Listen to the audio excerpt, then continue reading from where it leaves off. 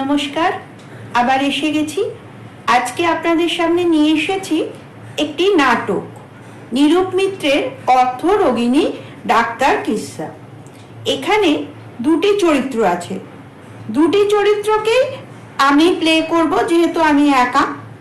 শুনে দেখুন, হাসির নাটক, ভালো লাগবে। মহিলা: আসতে পারি? ডাক্তার: আসুন। মহিলা: ডাক্তার বাবু, আমি পাগল হয়ে গেছি।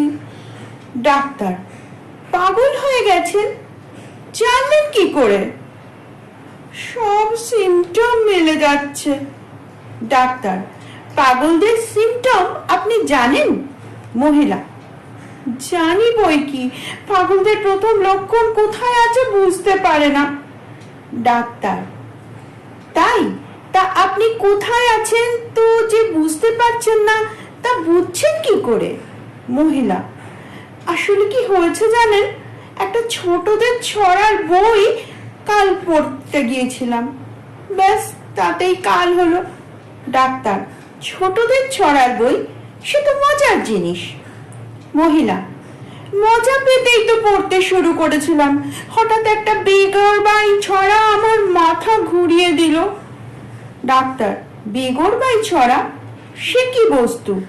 মহিলা: ছড়াটা শুনুন, আপনারও বেগ ফুল লাগবে। ডাক্তার: তা বেশ তো, ছড়া শোনাই যাক। ছোটদের ছড়া আমিও পেলে পড়ি।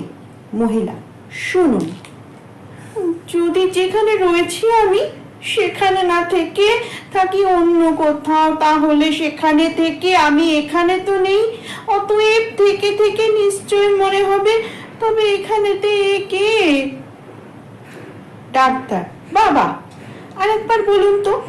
মহিলা: যদি যেখানে রয়েছি আমি সেখানে না থেকে থাকি অন্য কোথাও, তাহলে সেখানে থেকে আমি সেখানে তো নেই, অতএব থেকে থেকে নিশ্চয়ই মনে হবে, তবে এখানেতে কে? ডাক্তার: ওয়ান্ডারফুল, চমৎকার লিখেছে। মহিলা: চমৎকার লিখেছে?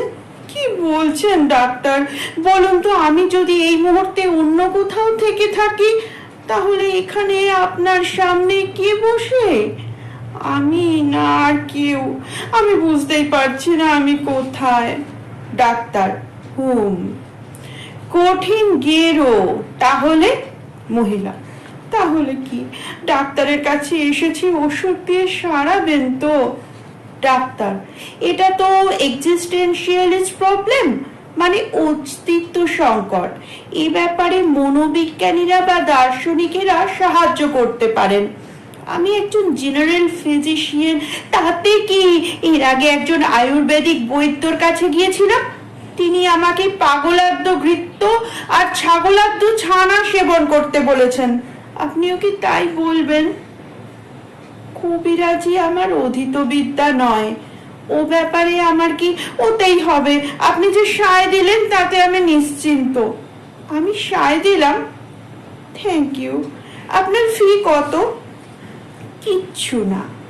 সে কি, রোগটা ডায়াগনোসিস করলেন, ওষুধ সাজেস্ট করলেন, ফি তো আপনার পাও না।